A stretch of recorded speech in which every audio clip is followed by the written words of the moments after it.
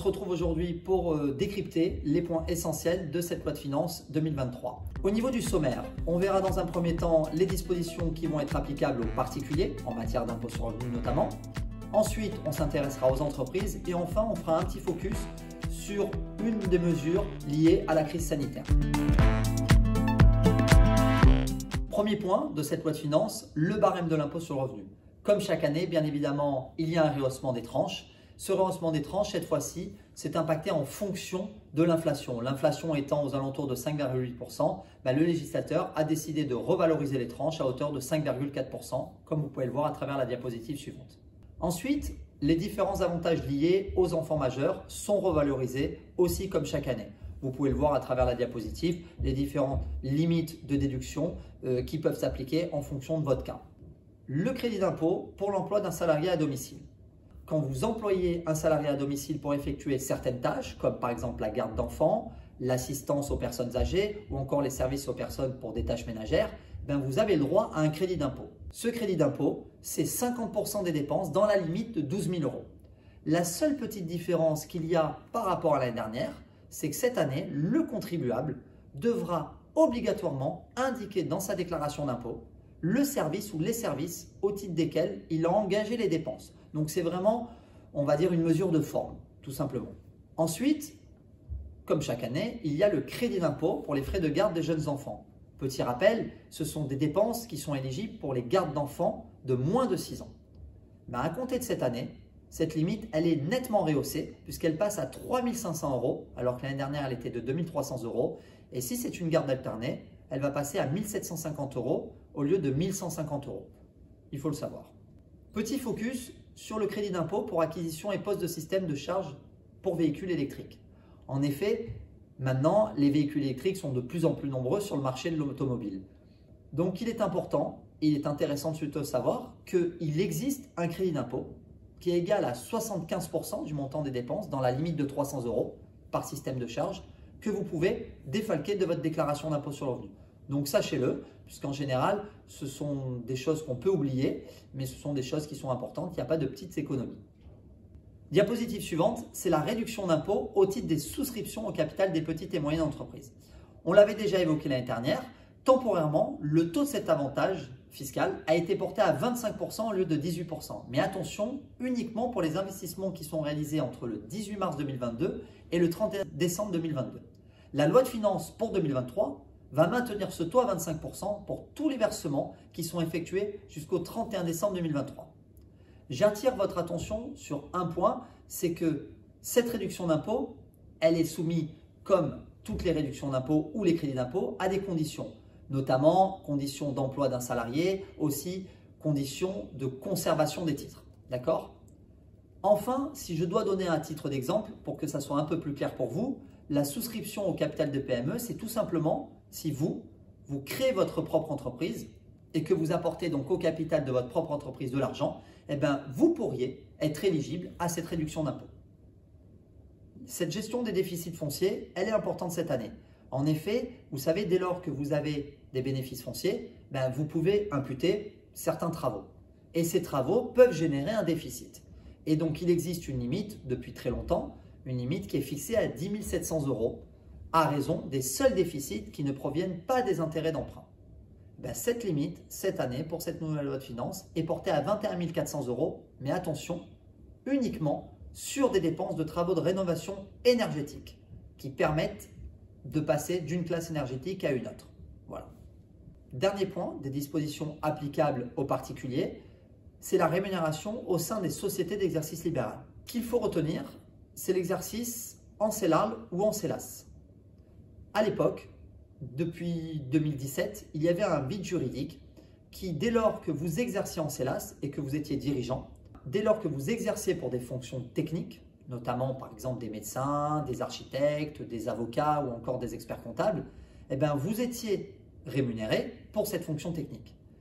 Et la fiscalité de cette rémunération pour cette fonction technique était en traitement et salaire. Mais il existait un vide juridique où on nous disait qu'on pouvait déclarer sous forme des bénéfices non commerciaux. Maintenant, c'est fini. À partir du 1er janvier 2023, les exercices en CELAS et dans la rémunération, dans le cadre des fonctions techniques, ces rémunérations sont fiscalisées en BNC. Il reste une optimisation ou encore un petit vide pour les rémunérations émanant des CELARL, donc notamment les gérants majoritaires. Normalement, vous êtes assimilé à un article 62, mais on voit que pour les rémunérations au titre de l'exercice libéral, vous êtes dès lors, à compter du 1er janvier 2023, aussi en BNC, sauf si ces fonctions sont indissociables du mandat. Donc là, réellement, si vous exercez en CELARL, la meilleure des choses à faire, c'est de se rapprocher de votre professionnel pour voir s'il y a une optimisation à être en BNC ou en rester en article 62. Le premier point, le relèvement des seuils de chiffre d'affaires concernant les régimes micro-BIC ou micro-BNC. Si vous êtes dans le cadre d'une vente, fourniture et logement, c'est passé à 188 700 au lieu de 176 200. Si vous êtes dans le cadre de prestations de services et BNC, vous passez à 77 700 au lieu de 72 600.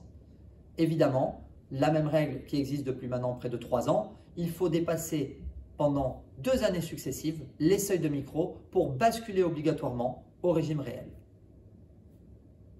Toujours dans le cadre des petites actualisations, c'est le renouvellement des seuils en matière de chiffre d'affaires concernant le régime simplifié de TVA. Donc là, vous voyez qu'il existe des seuils de droit commun, des seuils majorés qui ont légèrement augmenté et été actualisés. Petit point sur l'amortissement du fonds commercial. On l'avait déjà vu ensemble. D'abord, dans un premier temps, comment vous vous situez? Est-ce que vous êtes une petite et moyenne entreprise au sens de l'article L123-16?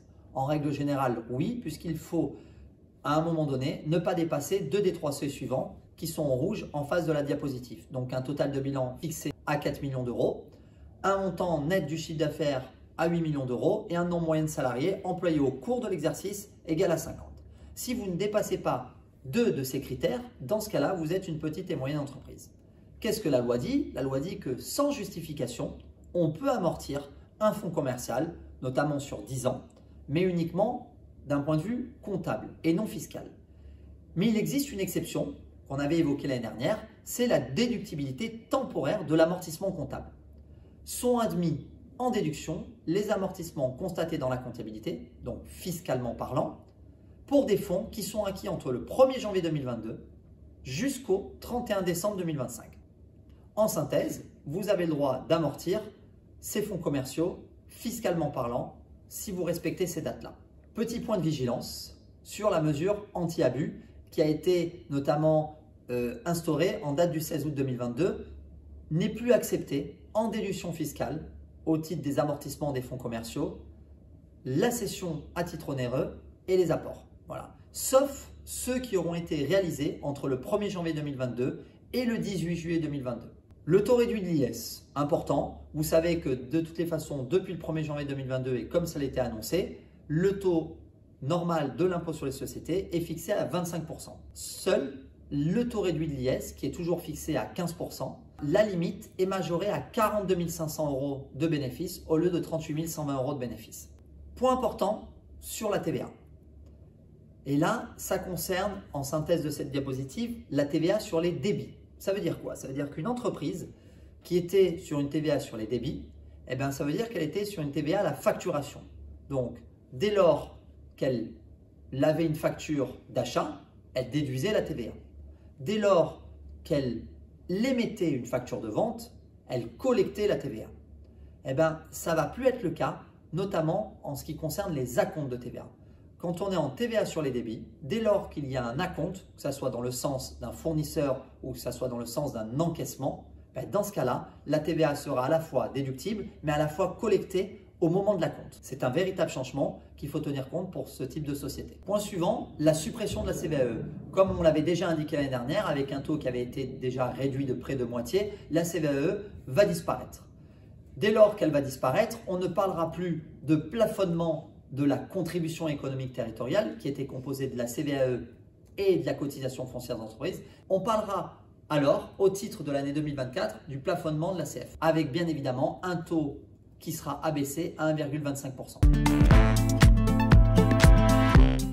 Dernier point de cette loi de finances, mesures liées à la crise sanitaire.